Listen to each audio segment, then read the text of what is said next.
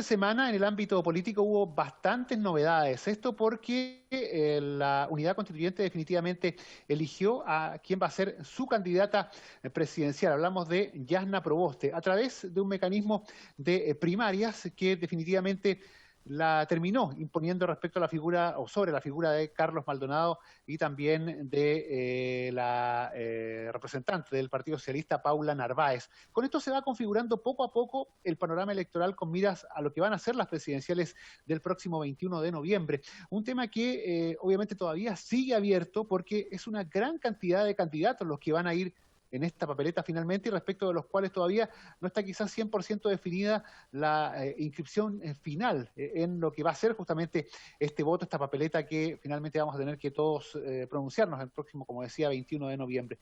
Para conversar acerca de este tema establecemos el contacto de inmediato con el diputado Pepe Out, quien gentilmente nos acompaña. Diputado Pepe Out, gracias por estar junto a nosotros hoy aquí en la Cámara, en la radio. Hola Guillermo, ¿cómo estás?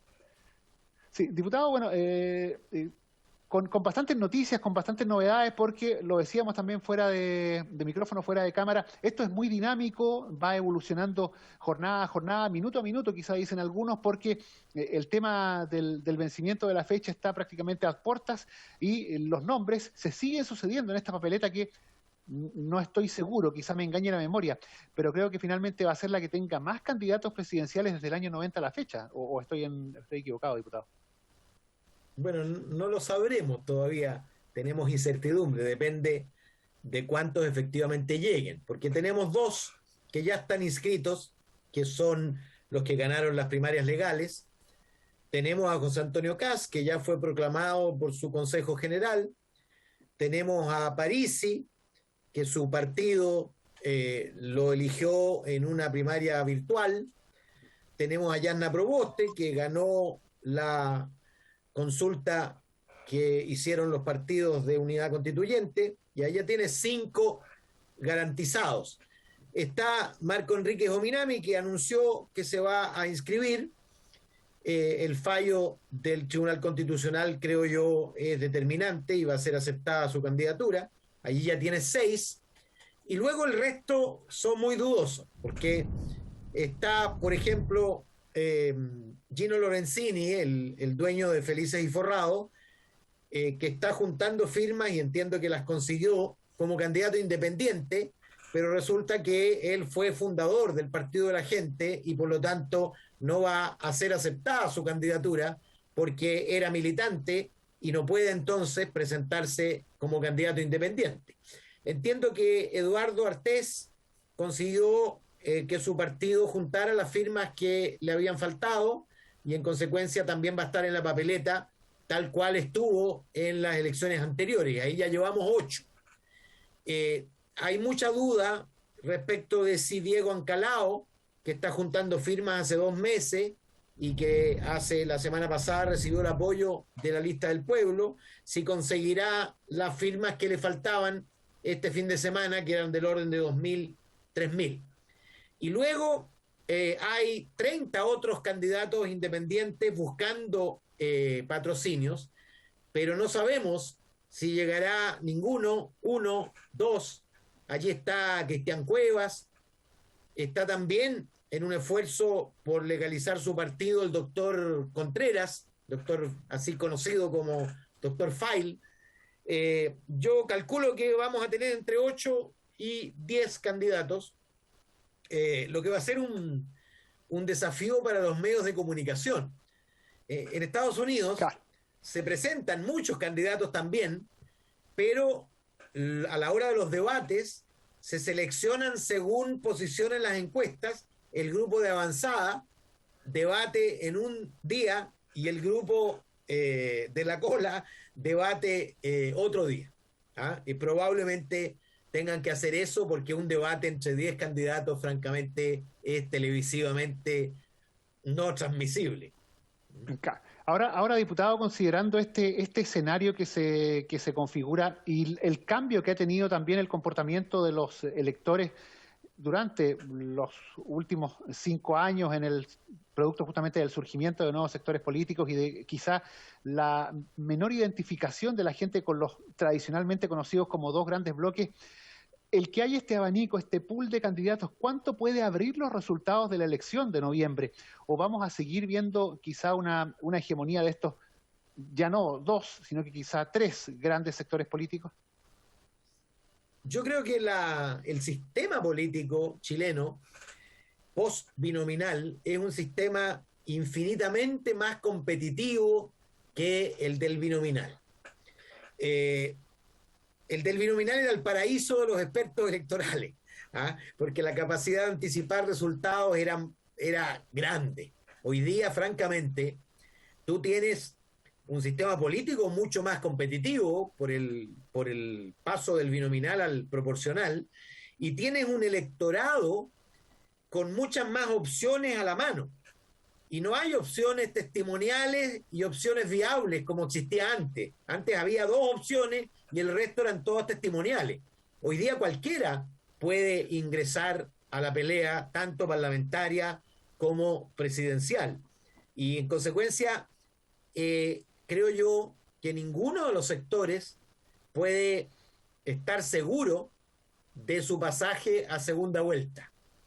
Eso es lo nuevo, no está resuelto cuál de los, probablemente haya 4 que finalmente compitan mano a mano por el pasaje a segunda vuelta, cuáles de los 4 van a quedar fuera y cuáles van a ser los 2 que finalmente compitan el 19 de diciembre, que es el domingo de la segunda vuelta. Ahora, diputado, respecto justamente a este tema que usted está apuntando, la irrupción de todas estas candidaturas que son nuevas y que son candidaturas de partidos políticos en formación o de independientes que están justamente postulándose ahora, podría ser un factor quizá determinante para, bueno, usted ya lo adelantaba, garantizar de una u otra manera que no habría vencedor en primera vuelta. Y en segundo lugar, concentrar un porcentaje de votos quizá mayor al 10 o al 15%, o sería demasiado pensar en que estas candidaturas podrían lograr ese porcentaje de adhesión que hasta hace 5 años atrás era impensado? Bueno, primero, hace rato que las elecciones presidenciales chilenas no se resuelven en primera vuelta. ¿Ah?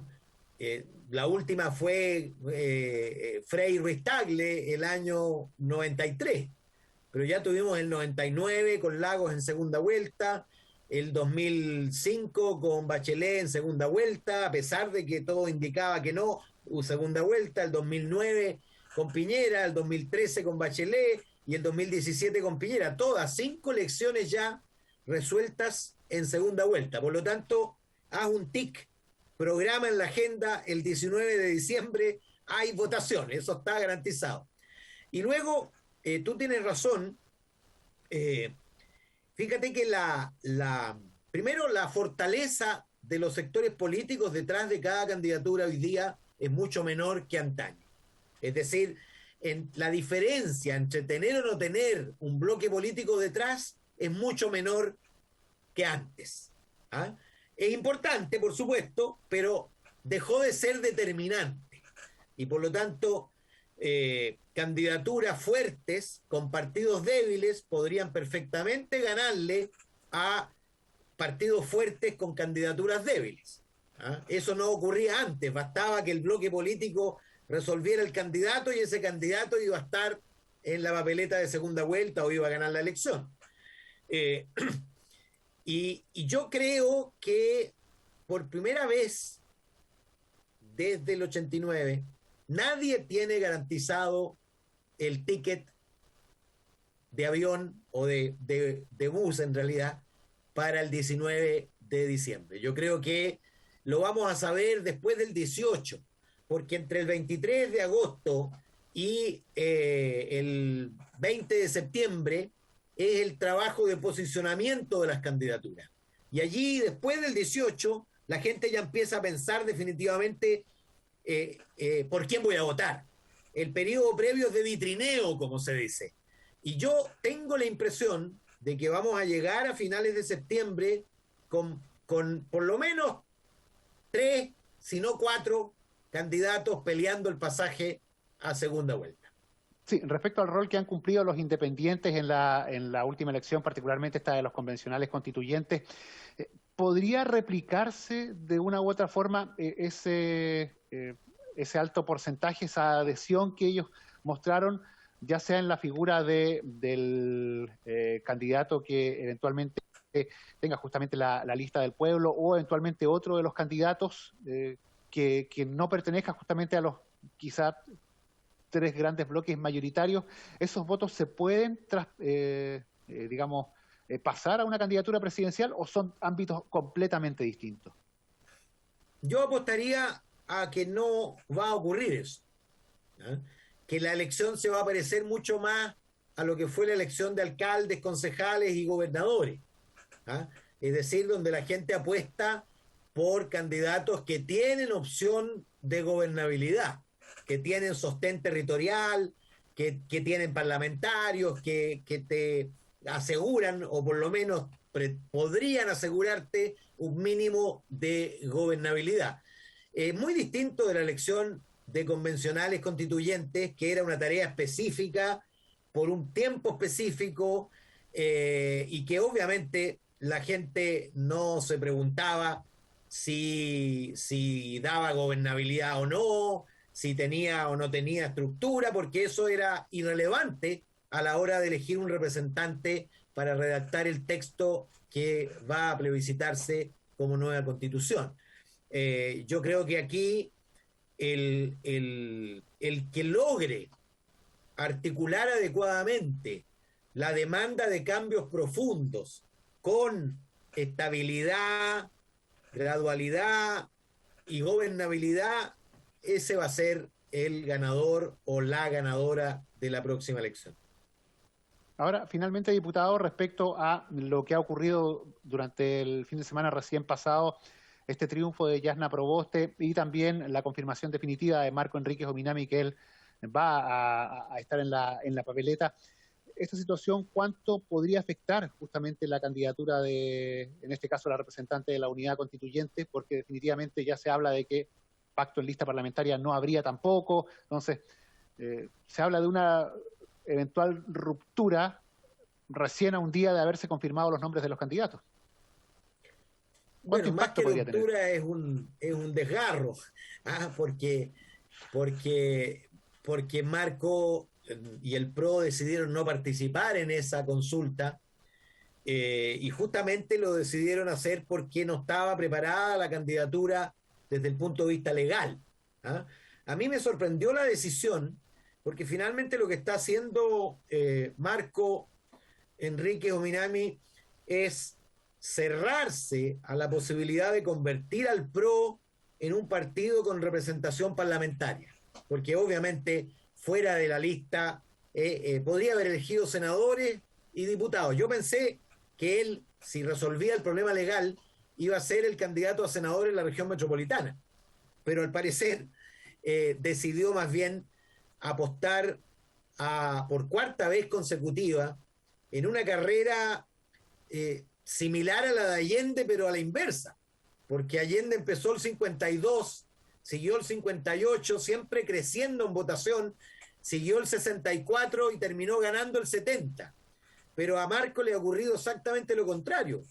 Partió el 2009 con 20%, siguió el 2013 con 11%, siguió el 2017 con 5,6%, y creo es muy difícil que supere esa performance, porque su posicionamiento actual es mucho más cuestionado del posicionamiento que tenía en elecciones anteriores. Ahora, ¿a quién perjudica? Eso está por verse. A todos. Él compite con Boris, compite con Jasna. Mira, aquí siempre se pregunta a quién perjudica qué candidatura. Yo creo que estamos en un escenario donde todos compiten con todos. Y Parisi, por supuesto, compite con Sichel, pero también compite con Boris y con Jasna Proboste. Anda a saber tú con quién compite el doctor File si es que llega a ser candidato.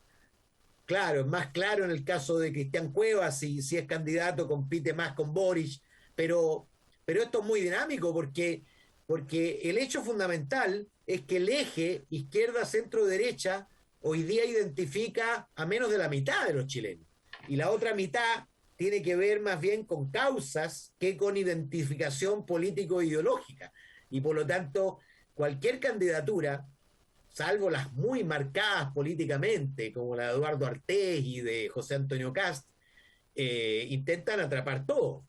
¿Mm? Claro, es un tema que es bastante interesante y que se ha ido construyendo semana a semana y que obviamente en estas últimas horas ya va a tener una configuración, pero como usted bien lo decía, quizá para estas primeras semanas de estudio, de conocimiento general por parte de la gente, pero la campaña la vamos a ver seguramente después, la última semana de septiembre, de ahí para adelante ya con todo, con miras a lo que va a ser esta primera vuelta de mes de noviembre y usted bien lo anticipaba también, quizá la segunda del 19 de diciembre. Diputado Pepe Out, le agradecemos el haber conversado hoy con nosotros aquí en la Cámara, en la radio. Gracias. Un tema que sigue en abierto desarrollo. Chao, chao. Chao, diputado. La conversación, el diálogo con el diputado Pepe Out aquí en la Cámara, en la radio, en este tema tan importante y digamos tan de una u otra manera cautivante como es el puzzle, el panorama político que se genera con miras a las próximas elecciones presidenciales.